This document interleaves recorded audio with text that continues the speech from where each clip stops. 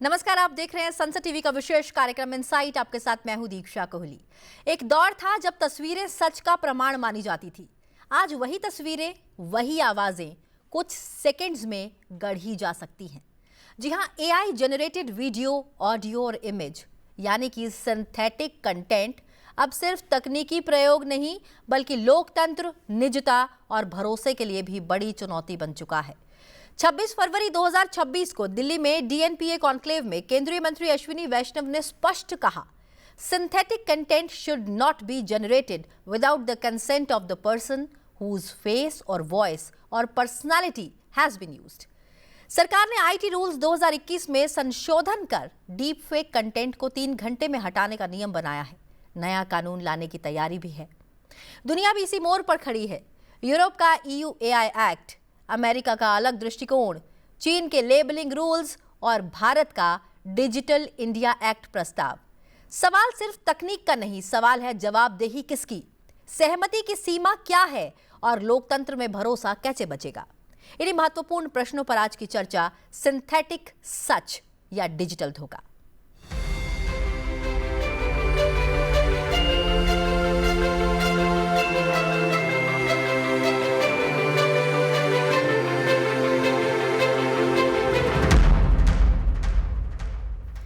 और इसी विषय पर चर्चा करने के लिए आज हमारे साथ 2 विशिष्ट विशेषज्ञ वर्चुअल माध्यम से जुड़े हैं। हमारे साथ जुड़ी हैं खुशबू जैन, एडवोकेट हैं, साइबर सिक्योरिटी लॉज एक्सपर्ट हैं।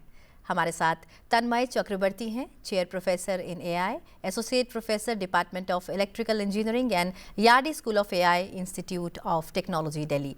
आप दोनों का बहुत बहुत स्वागत है संसद टीवी पर। खुशबू जी, सबसे पहला सवाल मेरा आपसे, सबसे पहले तो कानूनी पहलू से समझने की कोशिश करते हैं कि क्या बिना सहमति के किसी की छवि या आवाज का एआई से निर्माण करना सीधे तौर पर क्या अनुच्छेद 21 के तहत निजता और गरिमा का उल्लंघन माना जाएगा? जी बिल्कुल, बिकॉज अगर आप देखें सिर्फ 21 की बात नहीं होती है, यहाँ पर और भी लॉज है जहाँ बोला जाता है कि मेरी आवाज, मेरे खुद पर मेरा खुद का कॉपीराइट होता है, कोई और मुझ पे कैसे कॉपीराइट ला सकता है। प्लस एक प्रिवेसी की जो बात आप कर रहे हैं, जो राइट टू प्रिवेसी है, जो आर्टिकल 21 में अब कॉन्स्टिट्यूशनल राइट है आपका 2017 से, वो भी यही बोलता है कि मेरे पास में राइट टू प्रिवेसी है, तो मेरा कोई इस्तेमाल करे और उन पिक्चर्स या उन आवाज से उसका इस्तेमाल या उसका यूसेज करे तो ये मेरी प्रिवेसी में भंग है। तीसरा यहाँ पे एक और बहुत इंपॉर्टेंट बात आ जाती है कि कभी भी कोई भी, अगर मैं आपके घर में आती हूँ, बहुत ही सिंपल भाषा में समझे, तो क्या मैं आपके फोन का या आपके सोफे का या आपके ड्राइंग रूम का इस्तेमाल कर सकती हूँ आपकी परमिशन के बिना? आज मेरा मन कर रहा है कि आज मैं आपके घर में आके आज रात मैं और मेरी फैमिली आपके घर में आके रहे, तो हम ये नहीं कर सकते। कर सकते हैं कब? जब हम आपसे परमिशन मांगे कि क्या हम आ सकते हैं, क्या मैं आपकी चीज का इस्तेमाल कर सकती हूँ। तो जब हम चीजों में इस्तेमाल करने में राइट्स की बात करते हैं कि बिना परमिशन के नहीं कर सकते, तो वहीं पे जहां मेरी खुद की फोटो है, मेरी आवाज है, उसका कोई और मेरे से पूछे बिना इस्तेमाल कैसे कर सकता है? जहां पे मैं उन्हें कुछ परमिशन ना दूं तो फिर वो कैसे इस्तेमाल कर सकता है? तो वही बात यहाँ पे आई है कि कैसे आप किसी की फोटो या किसी की ऑडियो या किसी की आवाज या किसी की पिक्चर का इस्तेमाल कर सकते हैं अपने बेनिफिट या फिर किसी मिसयूज के लिए या फिर किसी भी चीज के लिए या फिर अवेयरनेस फैलाने के लिए, बट उसकी परमिशन के बिना कैसे करोगे आप वो चीजों का इस्तेमाल? बिल्कुल। तन्मय, यहाँ टेक्निकल एस्पेक्ट से समझने की कोशिश करूंगी। कंसेंट बेस्ड सिंथेटिक कंटेंट, इसी की बात हुई यहाँ। इसे सिस्टम में एम्बेडेड करना कितना व्यवहारिक है? क्या लगता है आपको कि क्या एआई मॉडल्स में कंसेंट वेरिफिकेशन टेक्निकली पॉसिबल है? अच्छा, पहले आपको मैं मतलब ये बोलना चाह रहा था कि सिंथेटिक डेटा है क्या। हाँ, बिल्कुल। जब कोई भी मॉडल जब हम लोग ट्रेनिंग करते हैं, हम लोग क्या करते हैं, हम लोग डेटा स्क्रैप करते हैं फ्रॉम द वेब, जी, right. So on the web there are multiple sources of data. For example, let's say हम लोग रेडिट स्क्रैप किए, हम लोग ब्लॉग स्क्रैप किए, हम लोग विकिपीडिया स्क्रैप किए, and these are all real data generated by humans, right. ना होता क्या है कि ये डेटा जो है वो डेटा सफिशिएंट नहीं होता है। जब आप मॉडल ट्रेन करेंगे, एलएलएम्स ट्रेन करेंगे, लार्ज लैंग्वेज मॉडल्स ट्रेन करेंगे, तो आपको बहुत डेटा चाहिए होता है। तो जो डेटा इंटरनेट में है वो सफिशिएंट समटाइम्स नहीं होता है, क्योंकि इतने बड़े पैरामीटर मॉडल आप ट्रेन करोगे, आपके पास डेटा है नहीं। तो फिर क्या करेंगे आप? फिर आप सिंथेटिक डेटा बनाएंगे। मतलब आप ऐसे डेटा जनरेट करेंगे थ्रू एआई डेटा जनरेट करेंगे which would look like a real world data, right. Let's say for example मैं फेसबुक यूज करता हूँ, मेरे फेसबुक के पूरे डेटा आप स्क्रैप किए, पूरे प्रोफाइल डेटा, पूरे हिस्ट्री स्क्रैप किए। स्क्रैप करने के बाद आप synthetically similar type of data generate किए which would mimic the way I write a post on social media. ठीक है, तो इसको सिंथेटिक डेटा बोलते हैं। Synthetic data should look like a real world data, right? Otherwise उसको use करने का कोई मतलब नहीं होता है। तो आप एआई यूज करके सिंथेटिक डेटा बना रहे हो which would look like my data, and you can generate millions of such data points, right? And फिर आपके पास बहुत डेटा आ गया, फिर आप बड़े बड़े मॉडल को ट्रेन कर सकते हो। ठीक है, तो नाउ द पॉइंट इज, जब आप कोई भी सिंथेटिक डेटा बनाओगे तो आप तो किसी एक रियल वर्ल्ड डेटा को मिमिक करोगे। बिल्कुल। जैसे मेरे फेसबुक प्रोफाइल को आप मिमिक कर रहे हो, राइट? जैसे मेरे रेडिट में जिस तरीके से मैं डेटा लिखता हूँ, जिस तरीके से मैं पोस्ट लिखता हूँ, उसको आप मिमिक कर रहे हो, राइट? जब तक आप मिमिक नहीं करोगे तब तक रियल वर्ल्ड डेटा बनेगा नहीं, रियल वर्ल्ड लाइक डेटा बनेगा नहीं। ठीक है, तो उसमें प्रॉब्लम ये होता है कि जितने डिजिटल ट्रेसेस होता है कोई भी एक पर्सन के, लेट्स से अगर मैं कोई कुछ पोस्ट लिखता हूँ social media, I have a way to write a post, I mean my style of writing is very different from yours for example, right? तो मेरा स्टाइल ऑफ राइटिंग पूरा मिमिक हो रहा है, या फिर लेट्स से मेरा इमेज मेरे सोशल मीडिया पोस्ट में है, उसको आप मिमिक कर रहे हो आपके सिंथेटिक डेटा में। तो होता क्या है कि ऑल्दो पीपल कैन आर्ग्यू कि दैट देखो, आप तो, मैं आपका रियल वर्ल्ड डेटा यूज नहीं कर रहा हूँ, आपका सिंथेटिक डेटा यूज कर रहा हूँ, बट ये जो आइडेंटिटी है वो आइडेंटिटी लीकेज होता है, पर्सनल लीकेज होता है। तो लीकेज होने में प्रॉब्लम क्या है? प्रॉब्लम ये है कि in the future someone can create a digital twin of mind, मतलब मेरे जो पूरे पर्सोना है उसका डिजिटल ट्विन कोई बना सकते हैं, और देन उसको यूज करके लोग उसको हमको मिस यूज कर, मतलब हमको थ्रेट कर सकते हैं, हेरासमेंट कर सकते हैं, and so on and so fourth, right? So this is extremely difficult, dangerous, and as our minister rightly mentioned, I think a concern needs to be taken before generating such synthetic data. बिल्कुल। Synthetic content हमने समझा क्या है, आपने बहुत अच्छे से हमें समझाया। मुझे लगता है दर्शकों को ये बात बहुत क्लियर हुई कि सिंथेटिक कंटेंट है क्या। खुशबू जी, यहाँ पे एक सवाल ये भी उठता है, अगर कोई सिंथेटिक कंटेंट विदेश में तैयार किया है और वो भारत में वायरल हो जाए, तो क्या लगता है जुरिसडिक्शन किसकी होगी, जवाबदेही कैसे तय होगी? क्योंकि वो तो बाहर बन गया डाटा, यहाँ वायरल हो रहा है, तो कौन उसकी जवाबदेही देगा?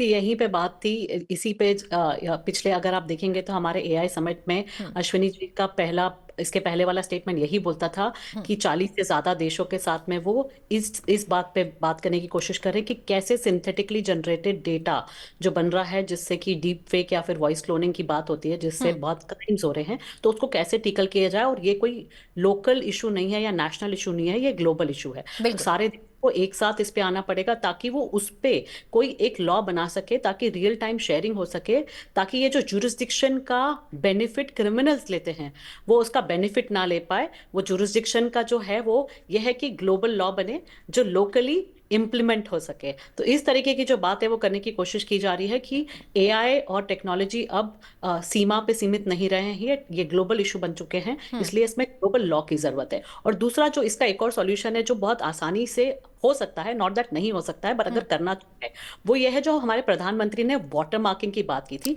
वाटर मार्किंग के साथ में जो आपका इसके पहले वाला क्वेश्चन था कि क्या टेक्निकली फिजिबल है, तो अगर आप देखेंगे तो एक हगिंग फेस करके टूल है, उन्होंने क्या किया है, उन्होंने वॉइस कंसेंट गेट का डेमो दिया था थोड़े टाइम पहले। वो ये कहता है कि अगर आप कोई वॉइस बना रहे हैं, जैसे कि अगर मैं अपनी खुद की आवाज में एक पोयम सुनाना चाहती हूँ, इस तरीके से मैं रोज एक कंटेंट क्रिएट करना चाहती हूँ, या फिर आप चाहते हैं कि कोई बुक रीडिंग का कुछ करे, तो आपकी खुद की आवाज में आपकी किताब पढ़ी जाए, या कोई भी तरीका हो, तो उसमें अगर मैं मेरी वॉइस बनाती हूँ तो वहां पे मुझे कंसेंट देना पड़ेगा अपनी ही आवाज से, जहां पे मैं ये बोलूं कि मेरी खुद की आवाज आए, जहां मैं कंसेंट दूं, ये बोलूं कि I consent to cloning for my voice for this purpose. उसमें वो ये होता है कि वो उससे मैच करता है जिस आवाज को आप क्रिएट कर रहे हो, तो आप ही कंसेंट दे रहे हो। तो वो एक टेक्निकली फीजिबल है या फीजिबल है, क्या ये एक्यूरेट होगा? हाँ। क्या ये ऑडिट में हेल्प करेगा? फ्यूचर में जाके ऑडिट में भी हेल्प करेगा। तो ये पॉसिबल है, बहुत अच्छे से पॉसिबल है। इट्स जस्ट कि ये मेजर्स को इंप्लीमेंट करने के लिए जितनी भी टेक्नोलॉजी उनको लाने की जरूरत है। और ये जो गार्ड रेल्स है, ये टेक्नोलॉजी एम्बेडेड गार्ड रेल्स को फोर्सफुली इंप्लीमेंट करवाना बहुत जरूरी है, ताकि कल जाके जो हम ट्रस्ट की बात कर रहे हैं, जो आपने अपनी ओपनिंग स्टेटमेंट में दिया था कि आंखों देखी और कानों सुनी बात पे विश्वास, तो वो ट्रस्ट वापस लाने के लिए आई थिंक टेक्नोलॉजी से आप टेक्नोलॉजी सॉल्यूशंस ही ला सकते हैं लड़ने के लिए, आप और कोई सॉल्यूशंस का इस्तेमाल नहीं कर सकते। तो टेक्नो लीगल सॉल्यूशन का कॉम्बिनेशन बहुत जरूरी है। और उसमें ये जो है, ये वाली जो बात है जो मैं आपको बोल रही हूँ कि वॉइस में तो बहुत मुश्किल है, ये सेम चीज वो वॉइस और वीडियो दोनों में मिलाकर भी आप कंसेंट दे सकते हैं, तो वो वहां पे उसी में रियल टाइम में कैच कर लेगा कि ये आवाज आपकी है या नहीं है, आपने कंसेंट दिया है या नहीं दिया है। मैम बट यहाँ पर एक चीज़ और भी आती है कि कहीं ना कहीं एक जिम्मेदारी भी है, जिम्मेदारी का एहसास होना चाहिए। अगर हम कुछ अपलोड कर रहे हैं अपनी वॉइस में और हम साथ में कंसेंट दे रहे हैं, लेकिन अगर कोई और हमारी आवाज़ उसे क्लोन कर रहा है और साथ में उसके पास ये स्किल्स भी हैं कि वो हमारी आवाज़ के साथ कंसेंट दे सकता है, तो ऐसे में तो कुछ नहीं किया जा सकता। तो इसके लिए कुछ रूल्स और रेगुलेशंस होने बहुत ज़रूरी हैं, और साथ ही बहुत ज़रूरी है कि हम इसे जिम्मेदारी के साथ समझें कि हमारी भी इसमें जिम्मेदारी है। खाली ये सरकार के कदम बढ़ाने से या लॉज बनने से नहीं होगा, लेकिन लॉज को मानना भी बहुत जरूरी है। तन्मय जी, आपके पास आऊंगे। डीप फेक की बात हुई, अगर मैं केंद्रीय मंत्री का स्टेटमेंट देखूं तो डीप फेक को लोकतंत्र के लिए डायरेक्ट थ्रेट भी कहा गया है। आपको क्या लगता है टेक्निकल रूप से ये खतरा कितना वास्तविक है, कितना स्केलेबल है?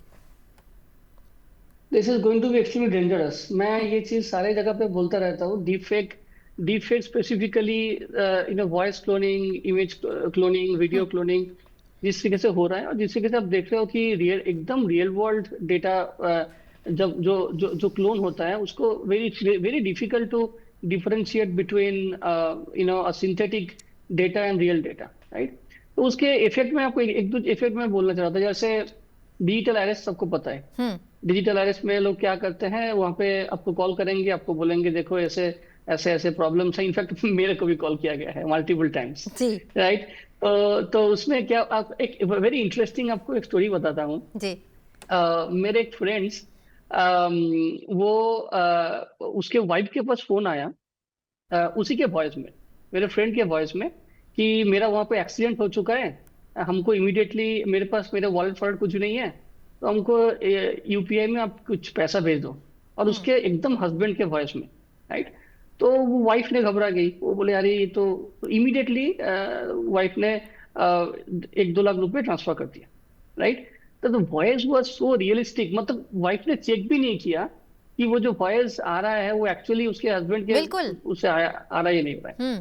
तो ये बहुत डेंजरस है। एंड मैं आपको ये भी बोलना चाहता हूँ कि ये इतना एडवांस लेवल पे हो चुका है आजकल। तो आप देखते हो कि हॉलीवुड में, बड़े बड़े बॉलीवुड में, हॉलीवुड में भी लोग एआई यूज करते हैं to to clean the spectrum of the frames, right, and voice and audios. So इतने एडवांस स्टेज में चले गए तो बहुत खतरा होगा। और I just wanted to add couple of points जो आप जो खुशबू जी ने बोल रहे थे, मैं पूरा उसमें सहमत हूँ। 2-3 चीज एक बार ये सोचना पड़ेगा। लेट्स से जब वो गिबली इमेज आया, राइट, सब लोग को याद है जब हम लोग वो फोटो अपलोड कर रहे थे, गिबली इमेज जनरेट कर रहे थे, राइट, या फिर राइट। तो उसमें क्या हुआ, लोग, मतलब आपको बोला गया कि देखो आप आपके फोटो अपलोड करो, आपके कुछ कुछ कॉमिक टाइप सबका फोटो ट्रांसफर हो जाएगा, राइट। और फिर हम लोग क्या किए, धड़ाधड़ अपलोड करने लगे हमारा खुद का picture, family picture, etcetera etcetera, right. तो इतना डेटा गया ओपन एआई के पास, इतना डेटा जाते हैं लेट्स से गूगल के पास, राइट, एंथ्रोपी के पास जो उन लोग मॉडल बनाते हैं। तो हम लोग सोचते भी नहीं है शेयर करने से पहले कि ये डेटा जब जाएगा, वो डेटा क्या होगा। डेटा उन लोग यूज करेंगे मॉडल बिल्ड करने के लिए, तो हमारा डेटा यूज करेंगे मॉडल बिल्ड करने के लिए। आप सोचो, जब मैं मेरा फेस का इमेज अपलोड करूंगा, तो I am actually compromising my face, everything will be compromised. But कहीं ना कहीं Tanmay, we are directly giving consent also. अगर हम अपनी पिक्चर खुद अपलोड कर रहे हैं तो हम कंसेंट भी दे रहे हैं कि वी आर फ्री, कि आप हमारी पिक्चर यूज कर सकते हैं।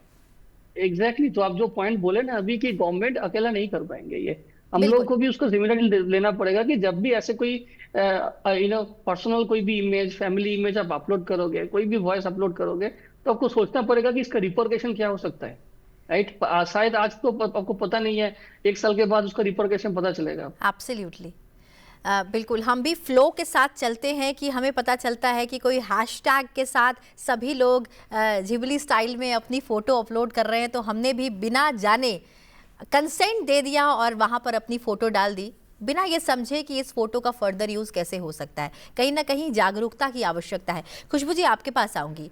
हमारा देश लोकतांत्रिक देश है, चुनावी प्रक्रिया पर हमारा बहुत भरोसा है, संवैधानिक संस्थाओं पर हमारा बहुत भरोसा है, लेकिन आपको क्या लगता है ये जो सिंथेटिक कंटेंट है, ये चुनावी प्रक्रिया और संवैधानिक संस्थाओं में भरोसा जो हमारा है, उसे कानूनी रूप से भी चुनौती दे सकता है? जी, बहुत अच्छा पॉइंट आपने रेज किया है। बिकॉज ये जो डीप फेक, ये जो टेक्नोलॉजी रिलेटेड जो ऑडियो वीडियो बनते हैं, डीप फेक बनते हैं, इनका इस्तेमाल बहुत अच्छे से किया जा सकता है और करते हैं। जहाँ पे आप इस तरीके के कुछ वीडियोस बनाए, इस तरीके के कंटेंट बनाए जिससे हमारा इलेक्शन का प्रोसेस इम्पैक्ट हो सकता है। कुछ एग्जांपल्स दूंगी जहाँ पे वोटर का बिहेवियर और परसेप्शन चेंज करने के लिए बहुत आसान होता है, क्योंकि अभी भी हम बिलीव करते हैं जो हमने देखा और हमने सुना। तो जहां हमने कुछ देखा और कुछ सुना, उसके लिए कितना आसान है कि किसी भी वोटर का परसेप्शन चेंज करने के लिए या बिहेवियर चेंज करने के लिए आप उस तरीके के पॉलिटिकल डीप फेक वीडियोस डालें और उस चीज को वायरल कर दें। अब जब वो वायरल हो जाता है तो आपकी जो थॉट प्रोसेस है, जो वोटर की थॉट प्रोसेस है, वो इम्पैक्ट हो जाती है, चेंज हो जाती है। हमारा फैब्रिक भी इस तरीके से है कि हम आइडियोलॉजी पे बहुत बिलीव करते हैं और हम खुद के, और होना भी चाहिए कि हमारी खुद की एक आइडियोलॉजी होती है, वो मैच करती है, तो उस तरीके से हम करते हैं। या फिर हम देखते हैं कि मैनिफेस्टो या फिर उनका इंटेंट क्या है, किसी पॉलिटिशियन का या किसी पार्टी का इंटेंट क्या है, वो अलाइन हो रहा है, इसीलिए हम चाहते हैं। अब इसमें अगर किसी टाइप के डीप फेक वीडियोस आ जाए जो एब्सोल्युटली अपोजिट हो, पहला तो उन्होंने वो किया नहीं है, पर उस तरीके की वीडियोस बने। दूसरी, अगर वो आपके सेंटिमेंट्स को हर्ट करने की कोशिश करे, अगर कुछ ऐसे वीडियोस आए जो किसी कम्युनिटी, जैसे विमेन रिलेटेड एस्पेक्ट हो गया या रिलीजन रिलेटेड एस्पेक्ट हो गया, उसके कोई वीडियोस वायरल हो जाए, तो ऑल ऑफ अ सडन आप और मैं अगर कल देखेंगे कि कोई अगर एक स्पेसिफिक रिप्रेजेंटेटिव है, उसकी कोई वीडियो आए जहां पे वो विमेन राइट्स के बारे में बात कर रहा है अगेंस्ट में, या फिर वो औरतों के साथ में कुछ कुछ गलत चीजें कर रहा है, तो आप और मैं टेंटेड होंगे, हम नहीं करेंगे उनके लिए वोट।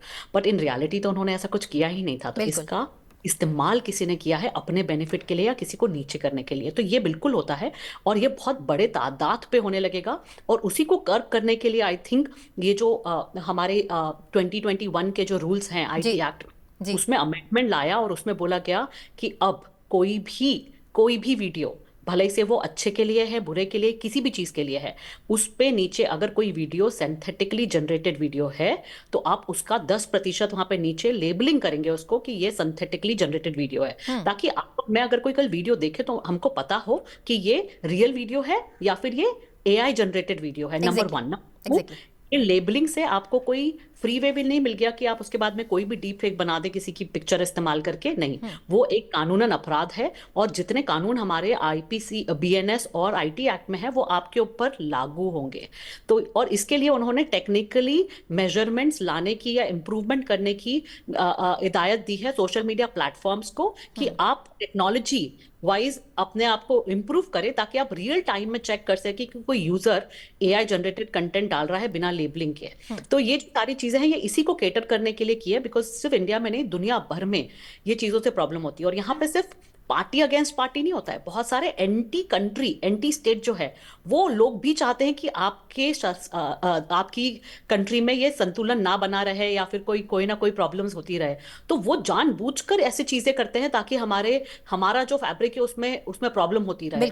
तो उससे भी बचने के लिए बहुत जरूरी है कि हम हमारा इकोसिस्टम है उसको परफेक्ट शेप में रखने के लिए हम टेक्नोलॉजी से लड़ने के लिए रियल टाइम में टेक्नोलॉजी इनेबल्ड सॉल्यूशंस लेकर आए। और वही एक आई थिंक पहल सिंथेटिक जनरेटेड क्लॉजेस जो अपडेट किए गए हैं आईटी रूल्स 2021 में, वो एक पहल है। बिल्कुल। तन्मय जी, मैं यहाँ पूछना चाहूँगी, कोई टेक्नोलॉजी एडवांस होती है तो उसके दो चेहरे होते हैं, फ़ायदा है तो कहीं ना कहीं नुकसान भी है। ये अब हमारे हाथ में है कि हम किस ओर कदम बढ़ाते हैं।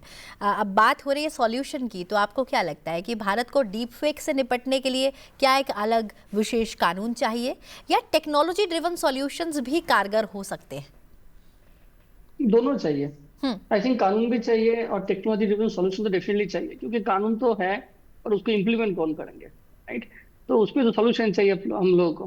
तो देखिए, मतलब ये जो जब कंसेंट के बारे में बात होता है ना, तो आप देखोगे कि the way all this big industries implement there solutions, right? Consent properly लिया नहीं जाता है बहुत जगह पर, राइट? फॉर एग्जाम्पल, को एग्जाम्पल देता हूँ। लेट्स से जो इलॉन मस्क के जो ग्रॉक है, फॉर एग्जाम्पल, राइट? या फिर जो लेट्स से मेटा के जो लामा मॉडल है, राइट, ये सब मॉडल्स किस डेटा से ट्रेंड हुआ है? ये सब मॉडल्स ट्रेंड हुआ है ट्विटर के डेटा से, ये हमारा डेटा है, राइट, या फिर फेसबुक के डेटा से, मेटा के डेटा से, राइट। तो कंसेंट कहाँ लिया गया है ना? ऑफ कोर्स कंसेंट हो सकता है कि जब आप लॉग इन किया हो या फिर आपको रीलॉग इन किया गया, वहां पे वो टिक मार दिए कि ठीक है आई कंसेंट, राइट, वहां पे पढ़ा ही नहीं है वहां पे क्या लिखा हुआ है, तो आई थिंक वो ऐसे कंसेंट लिया। तो कंसेंट बहुत ही वेग तरीके से लिया जाता है, राइट। तो I think it is very important for the technology developer to understand the importance of this kind of things and इसको टेक्नोलॉजी ड्रिवन सॉल्यूशन तो करना पड़ेगा। जैसे guardrails, of course guardrail is one option, but guardrail is not everything, right? Guardrail आप एक certain, what is guardrail? You need to understand this. So guardrail basically क्या होता है कि आप किसी भी हार्मफुल कंटेंट आप प्रोड्यूस नहीं कर सकते हो। प्रोड्यूस अगर करोगे उससे पहले एक गार्डरेल, उसके आप let's say list of rules है, वो लिस्ट ऑफ रूल्स आपको फॉलो करना पड़ेगा, उसके बेसिस पे आप कंटेंट जनरेट कर सकते हो। जैसे कोई भी सेंटिमेंटल या फिर कोई भी ऐसे टॉपिक है, लेट्स से वीमेन या फिर रिलीजियन, ऐसे कुछ, या फिर black and white, right, in the US context. So ये सब के बारे में अगर कोई, even let's say mental health, right, mental health के बारे में कोई भी क्वेश्चन कोई पूछे, तो you should be very careful about producing a response, right. तो वहां पे लोग गार्डरेल यूज करते हैं, बट गार्डरेल तो आपके आउटपुट लेवल पे हुआ, आपको इनपुट लेवल पे देखना पड़ेगा। जब आप डेटा को इनपुट कर रहे हो टू ट्रेन अ मॉडल, उस लेवल पे आप किस तरीके से with proper consent या फिर with another level of anonymity. Now anonymity is again another concept in privacy and security. And कोई भी ऐसे पर्सनल डेटा जब आप मॉडल में भेजते हो, वो data should be properly anonymised. मतलब एनोनिमाइज का मतलब ये होता है कि ऐसा जस्ट आप नाम को हटा दो या फिर प्लेस को हटा दो, ऐसे एनोनिमिटी मेंटेन नहीं होगा, राइट। आपको हो सकता है कि there are secondary attributes in your data point which would reveal your identity. So anonymization is extremely important, बिल्कुल, right? And there are also other techniques, privacy preserving techniques, through which we can make this synthetic data or even real world data that we are scraping, suitable for data training. बिल्कुल। So technical solutions are important. Yes. Absolutely, very right. यहाँ पर एक बड़ा अहम सवाल, मैं इसके पूरे डाटा के थ्रू जा रही थी, मैं बहुत सारी प्रॉब्लम्स जो आज लोग फेस कर रहे हैं उसको पढ़ रही थी, तो मैंने महसूस किया खुशबू जी, ऐसे में बच्चों के लिए एक बहुत बड़ी समस्या आती है। बच्चों की ऑनलाइन सुरक्षा के लिए एआई किस तरह प्रोएक्टिव शील्ड बन सकता है?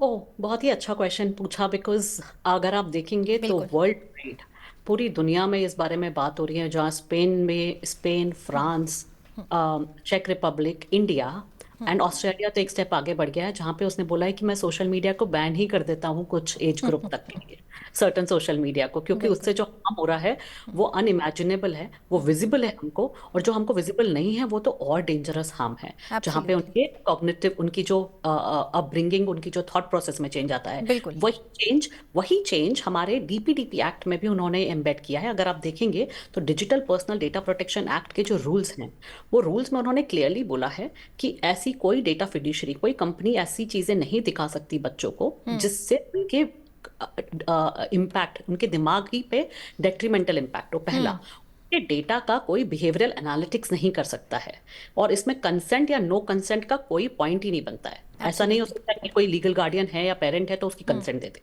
तो ये तो एक स्टेप हुआ। दूसरा स्टेप यहाँ पे ये हुआ कि आप देखें तो इससे हार्म भी हो रहा है, और इनके डेटा को इस्तेमाल करके बिहेवियरल एनालिटिक्स करके बहुत कुछ हो रहा है। अब 18 की उम्र के बाद में जब आपको रियलाइज होता है कि नहीं, ये तो मेरे साथ में गलत था या जो हुआ था, पर आपका डेटा तो ऑलरेडी जा चुका है, उस पर बहुत कुछ है, तो वहीं पे यही बात आ रही है कि अभी एक तो होता है कि हार्म इम्पैक्ट जो अभी दिख रहे हैं, और कुछ होता है कि जो मेरे राइट्स जा चुके हैं, जहां पे मैं केपेबल ही नहीं था उनको हाँ करने के लिए। तो ये सारी चीजों, और फिर जो तकनीकी वो आ चुका है, जो मैं एक एग्जांपल देती हूँ। एक बीच में बहुत वायरल हुआ था, जहां पे एक लड़की ने, साड़ी चैलेंज चला था, जहां पे एक लड़की ने अपनी इतनी पिक्चर डाली और रेड साड़ी में ये आ जाए, पर उनकी पिक्चर में ना पूरी बॉडी में हूबहू एक मोल भी दिखाया गया। वो पिक्चर तो आपने डाली ही नहीं थी, तो वो एआई को कैसे पता था कि उनकी बॉडी में ये मोल वहां पर उस जगह पर है? My goodness.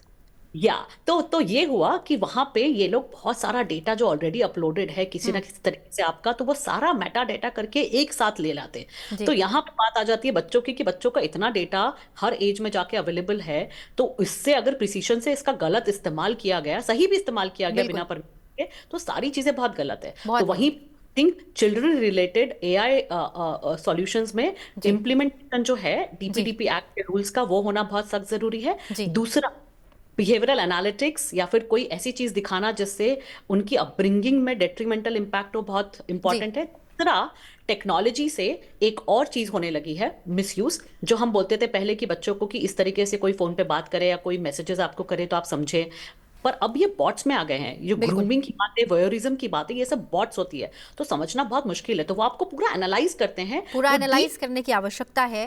खुशबू जी, बिल्कुल क्लोजिंग के पास मैं आ गई हूँ, मेरे को छोटे छोटे रिएक्शन जरूर चाहिए होंगे आपको।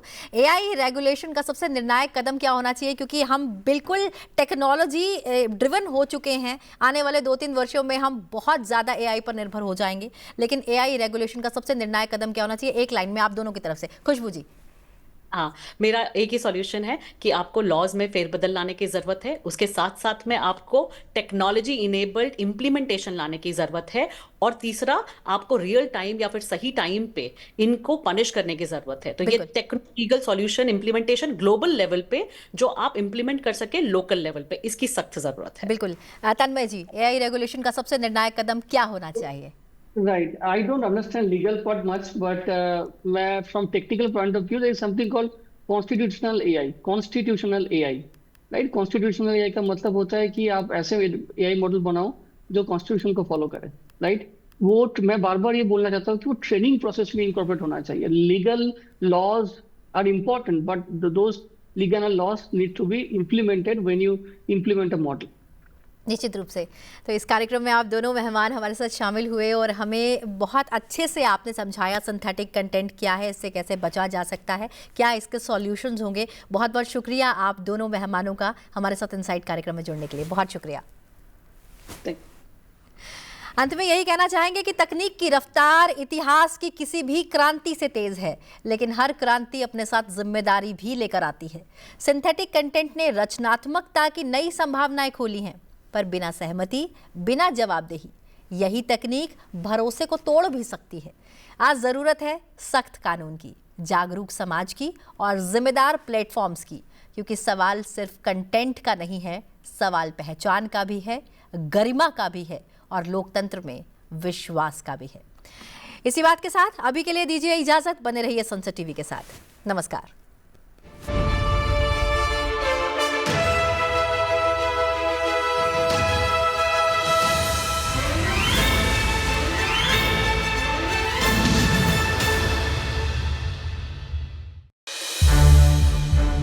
संसद टीवी के और भी प्रोग्राम्स देखने के लिए सब्सक्राइब करें हमारा YouTube चैनल और हाँ, इन्हें लाइक और शेयर करना ना भूलें।